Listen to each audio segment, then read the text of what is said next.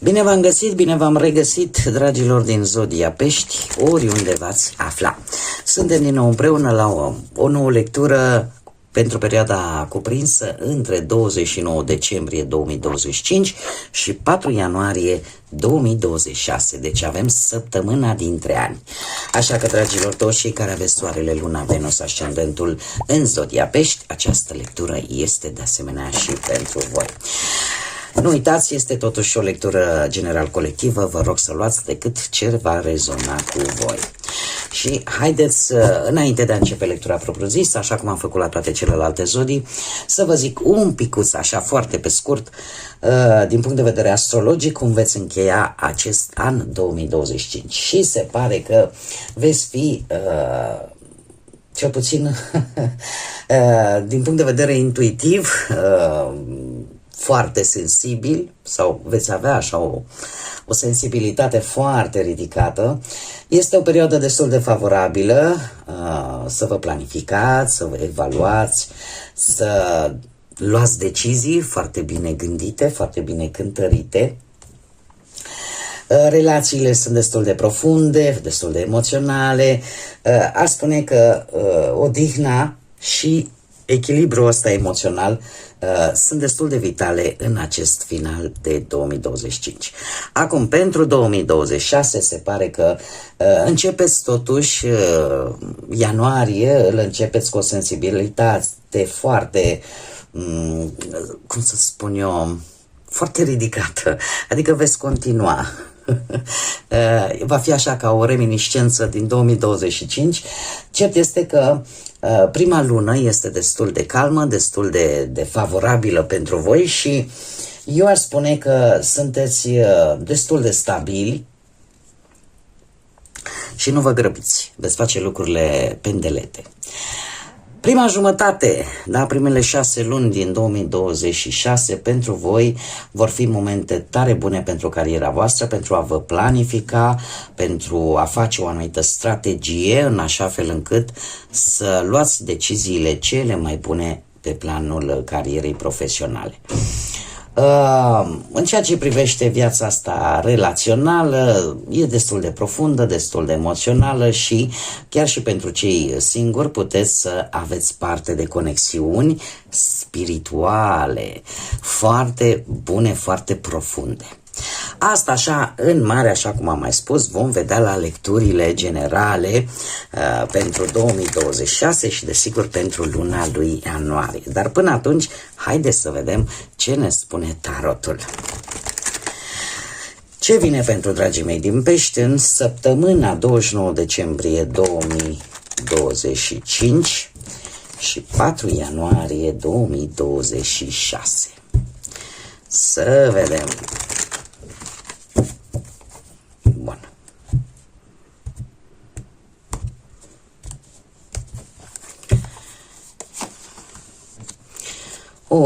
Păi se vede că sunteți sunteți așa un pic foarte, cum să zic eu, sensibili, foarte emotivi. Haideți să vedem.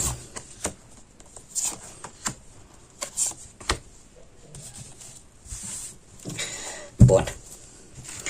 Situația voastră actuală, ce să vedeți? Avem nebunul. Nu știu dacă aveți vreunul dintre voi aveți ca și ascendent Zodia Vărsător, dar faptul că îl avem pe Uranus aici îmi spune că unii dintre voi chiar pe ultima 100 de metri din 2025 v-ați gândit voi așa că n-ar fi rău poate să mergeți undeva sau să vă schimbați de casă sau nu știu, vă asumați un anumit risc. Vă asumați un anumit risc, vreți să călătoriți, vreți să fiți liberi, sunteți foarte detașați, dar în același timp apare această ușoară instabilitate emoțională, care, din păcate, dacă nu sunteți atenți, vă poate afecta. Dar sunteți într-o fază în care vreți să faceți, nu știu, ceva inedit.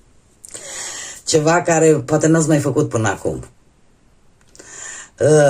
Poate că căutați, nu știu, o nouă poziție, că e vorba de cariera voastră, sau poate vreți să începeți propria voastră afacere, sau mulți dintre voi poate sunteți în niște relații foarte pasionale, așa, chiar dacă ele, să știți că nu știu cât vor dura, cât de mult vor dura. Dar aveți dorința de distracție, domne, eu vreau să mă distrez. Chiar și cei singurei, se pare că încă nu sunteți pregătiți, cel puțin, acum nici mult timp nu prea mai e, nu prea sunteți voi pregătiți pentru un compromis serios. Știți cum e, viva la vida loca, da? Să trăiți momentul, să trăiți clipa. Acum, haideți să facem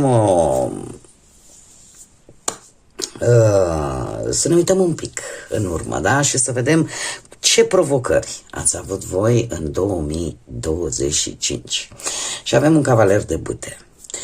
Dragilor, provocările pe care voi le-ați avut în 2025, majoritatea probabil v-au adus lucruri pozitive. Da, am zis majoritatea, nu toate. De ce? Pentru că poate ați găsit, nu știu, vreun job diferit față de ce făceai sau ce te-ai fi putut gândi că poți să faci și lucrul ăsta te-a făcut să-ți dai seama că poți mai mult și că nu trebuie să te plafonezi pe un anumit job, că te poți dezvolta oricând. Poate că ați avut și ceva surprize bănești, care chiar dacă n-au fost, să zicem, vreun câștig enorm la loto, da, dar care pe voi v-au ajutat în momente cheie în viața voastră. Poate că, nu știu, la nivel sentimental, la un moment dat, de-a lungul lui 2025, a fost nevoie ca voi să faceți un anumit compromis. Și nu numai voi, ci poate și perechea voastră. Cert este că poate a apărut și un copil. Posibil și acest lucru pentru unii dintre voi, ca de-a lungul lui 2025 să apară și un nou membru în familie care cumva să mai bine zis, poate un copil deja existent care să fie dintr-o zodie de foc, berbec, leu sau săgetător, cumva să fie avut un anumit impact în ceea ce privește relația voastră. Ce-ar mai fi de spus? Faptul că poate unii dintre voi ați avut într-adevăr de-a face cu o energie poate mai tânără decât voi, dar nu știu de ce, dar tind să cred că va rămâne în 2025 această persoană. Adică nu are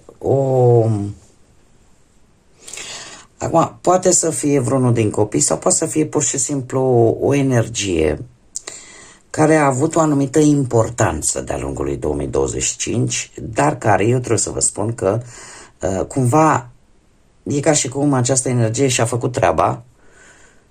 Eu v-am mai spus de câte ori am avut ocazia, sunt momente în viață în care ne apar persoane și nu stau în viața noastră decât atât cât trebuie, după care dispar. Este modul, ca să zicem așa, al Universului, al lui Dumnezeu, al divinității, de a ne ajuta. El o face prin oameni.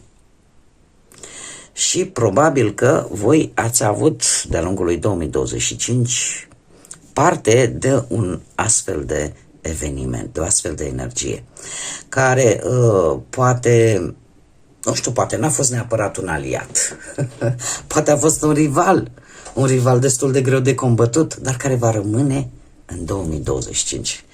Adică, indiferent ce a fost, că a fost aliat, că a fost inamic, va rămâne în 2025.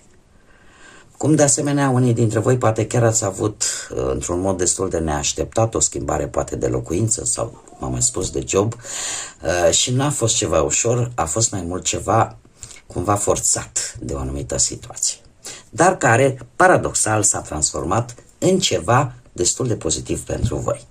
Care e lecția pe care ați învățat-o de-a lungul lui 2025? Lecția voastră a fost, în primul și în primul rând, cu acest 5 de monede, că există etape în viață cu foarte multe adversități și mai ales materiale în cazul nostru, dar în general viața nu merge în linie dreaptă.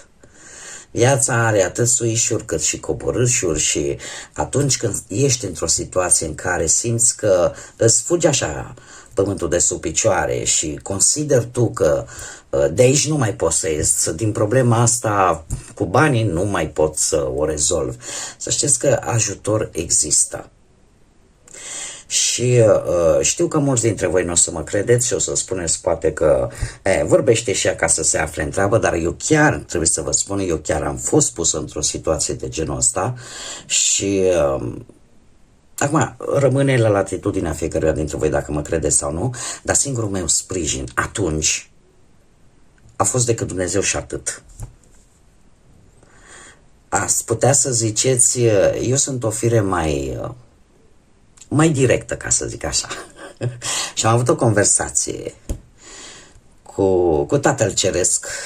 De fiecare dată îi spuneam, deci pentru că am avut o situație super dură și dacă astăzi aveam soț, aveam 3 copii micuți, m-am trezit a doua zi că de fapt eram singură cu 3 copii și că soțul meu murise și efectiv rămăsesem fără sprijin financiar, fără absolut cel mai mic dintre băieții mei, avea undeva la 3 ani.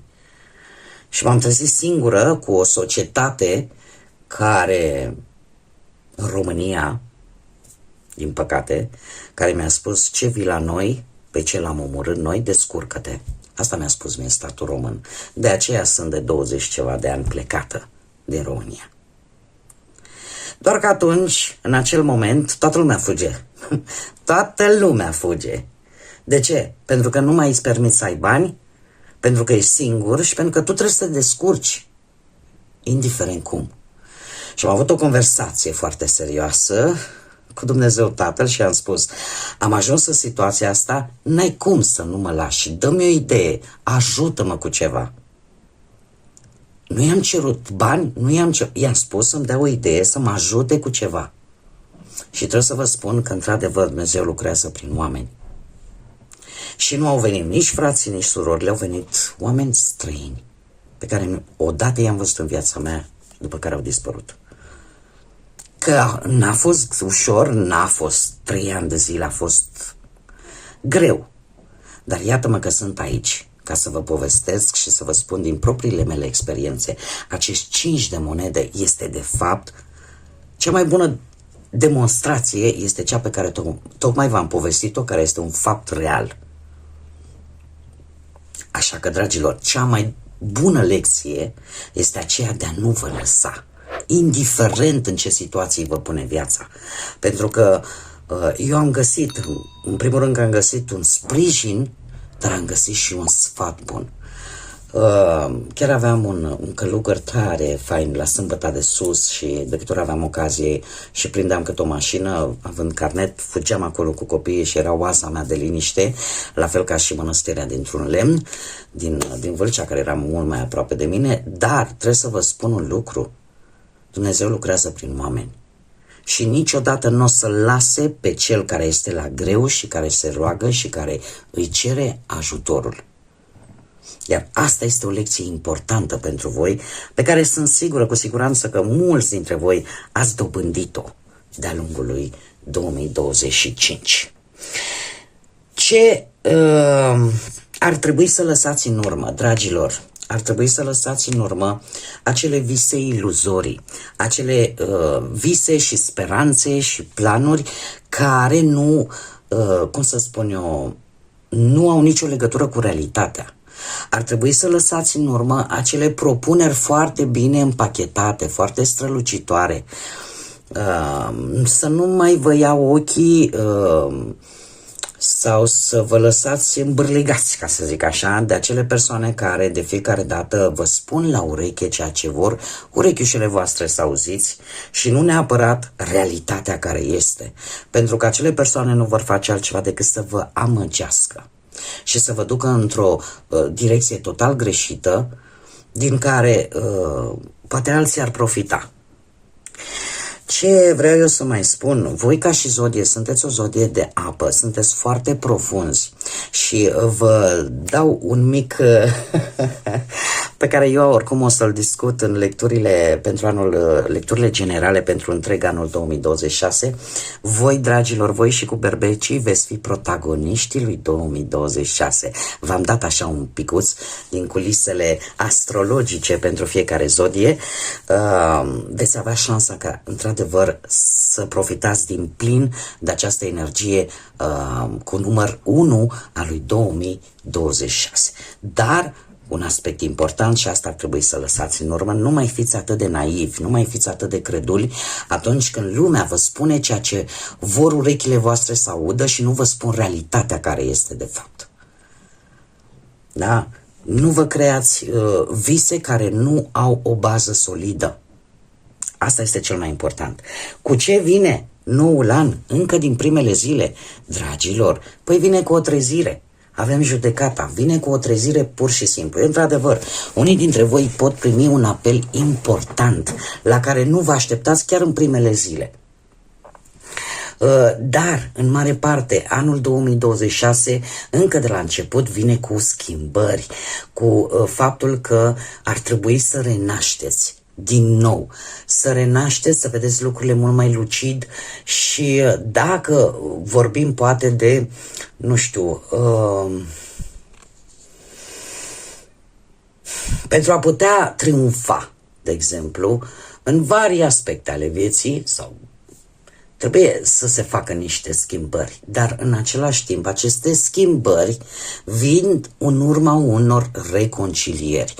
Că poate nu e cu alte persoane, cu voi înșivă. Aceste reconcilieri aceste reîmpăcări trebuie să vină cu voi înșivă, în primul și în primul rând. Să nu mai vă simțiți vinovați, poate chiar și pentru propriile voastre eșecuri, că până la urmă a greși este omenește. Important este să învățăm din greșelile noastre și să nu le repetăm. Asta nu înseamnă că dacă am greșit o dată, de 2 ori, de 10 ori, că până la urmă eu pot să greșesc de 15.000 de ori și celălalt poate să greșească decât de 2-3 ori. Nu contează, dacă atât ne trebuie ca să ne învățăm lecția, păi asta este, greșim de atâtea ori. Ce este mai important, ce poate să vă aducă anul 2026 încă de la începutul lui, eu aș mai spune că ar trebui să evitați în primul și în primul rând prejudecățile. Încă de la început, în primul rând, nu participați la aceste prejudecăți pe care poate le fac alții și care vă atrag și pe voi. Asta ce înseamnă? Să nu judeci o persoană sau o situație după prima impresie sau după prima imagine, pentru că niciodată nu o să putem să știm ce este în spatele acestei persoane sau acestei situații.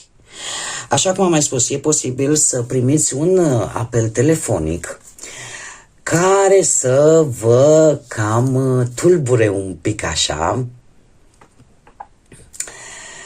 Eu aș spune că vă va aduce o etapă de schimbări esențiale, eu aș spune chiar pozitive pentru voi, și asta pentru simplu motiv că cu siguranță v-ați învățat lecțiile și veți ști cum să procedați. Pot veni niște bănuți foarte rapid, nu știu că vă recuperați voi ceva, o anumită sumă de bănuți,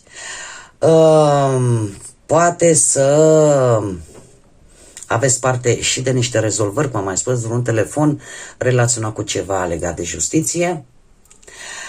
Iar dacă vorbim de partea asta amoroasă, încă de la începutul lui ianuarie, se pare că starea este una destul de bună în relație, pentru cei care sunteți într-o relație și chiar așa cum am mai spus, apare această dorință de reconciliere, dorință de armonie în pereche.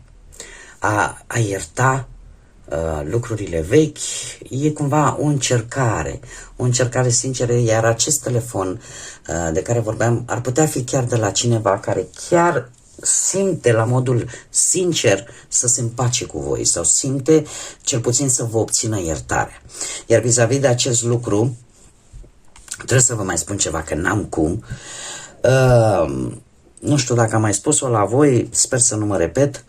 În momentul în care, indiferent că vorbim iertarea vis-a-vis de voi, de ce ați greșit voi, cât și iertarea față de o altă persoană, aceasta apare, că putem să zicem din gură, domne, eu îl iert pe cutărică, mi-a greșit asta, îl iert. Dar în momentul în care îi pronunți numele, simți așa cum te ia un val de căldură și simți așa că te umpli de nervi și de mai știu eu ce alte sentimente, e clar că tu n-ai reușit să ierți persoana respectivă. Dacă în schimb vrei să te ierți pe tine, dar nici măcar nu te poți gândi la greșeala pe care tu ai făcut-o, de asemenea, încă nu ai reușit să te ierți.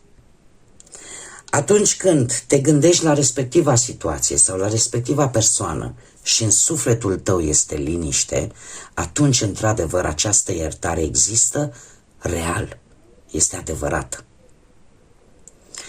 În felul acesta ne putem da seama dacă putem ierta o situație, dacă ne putem ierta pe noi sau putem ierta o altă persoană. Iar asta este un lucru important cu care vine 2026. Care este sfatul cărților? Avem un 10 de spade. Sfatul cărților spune în felul următor: indiferent de situație, indiferent de momentele dureroase, indiferent de momentele în care ați avut parte de decepții, indiferent că au fost alții care tot au făcut jocuri pe care poate voi în naivitatea voastră le-ați crezut, dragilor, aveți puterea să treceți peste toate aceste lucruri. Pentru că odată depășit acest impas, odată depășit această perioadă, trebuie să vă spun, cel puțin în tarot, această carte simbolizează sfârșit. Adică o perioadă lungă de timp tu nu vei mai avea parte de așa ceva și în mare parte pentru simplu motiv că, știți cum e, tot pățitul e și priceput. Da? Așa că, desigur, mai am un avertisment pentru cei care sunteți singuri. Da? Cei care sunteți singuri, cel puțin în această perioadă, un pic de atenție cu persoanele noi pe care le cunoașteți, pentru că probabil că vor promite mult, vor face și mai puțin, nu la fel de mult și e posibil ca acest fapt, că promit mult și nu-și țin promisiunile, pe voi să vă ducă într-o durere emoțională destul de profundă, să vă dezamăgească foarte profund. Deci vine această atenționare. Haideți să mergem mai departe și să vedem ce mesaj divin și ce pasăre îl aduce pentru voi, dragilor din Pești. Un mesaj, te rog. Și avem vulturul.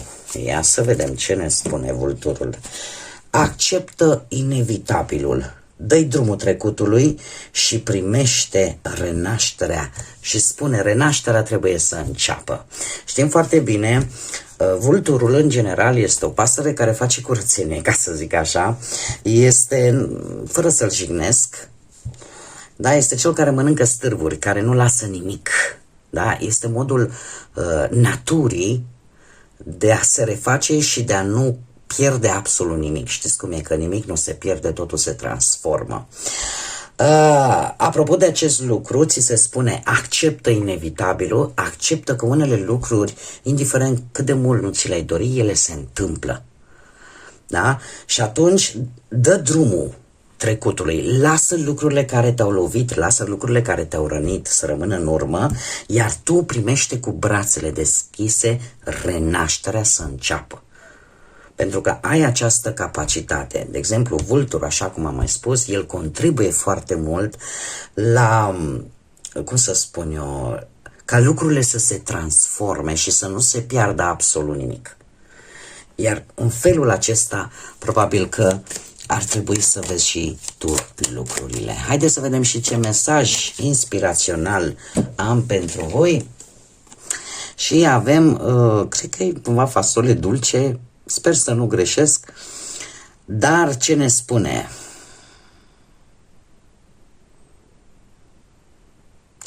Ce frumos! Ce frumos!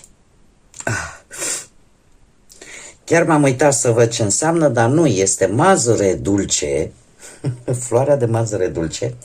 Avem plăcere plină de fericire. Se pare, urmărește-ți fericirea și universul îți va deschide uși acolo unde înainte erau decât ziduri. Ce înseamnă asta? A spus-o Joseph Campbell. Ideea care este? Să nu-ți pierzi optimismul, să nu-ți pierzi încrederea, credința. Pentru că de fiecare dată, în cele mai negre situații, am eu o vorbă care le spun și la copilașii mei, indiferent cât de neagră e situația, chiar dacă nu ți se deschide o ușă, dar o ferăstruică acolo tot se deschide. Important este să fii atent și să o vezi și să o exploatezi, care să te ajute să mergi înainte și chiar să o transformi în ceva benefic pentru tine. Așa că acest mesaj inspirațional, zic eu că cumva are mai multă vibrație în el, da? Pentru că așa suntem construiți.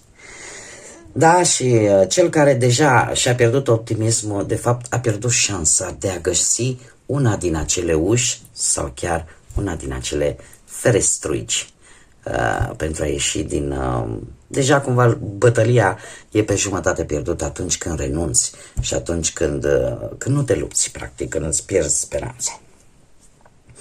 Bun, dragilor, cam atât am avut pentru voi, pentru această ultimă săptămână în care am vorbit de anul 2025. Eu vă doresc ca trecerea dintre ani să fie una cât mai pe sufletul și inimile voastre, să fiți bucuroși, să vă distrați, să vă simțiți bine, alături de cine vă doriți voi mai mult, să puteți să spuneți la mulți ani 2026, alături de cine vă este drag, și în compania persoanelor care vă fac plăcere, intrați cu optimism, intrați cu curaj, așa cum am mai spus, veți fi unul din protagoniștii lui 2026.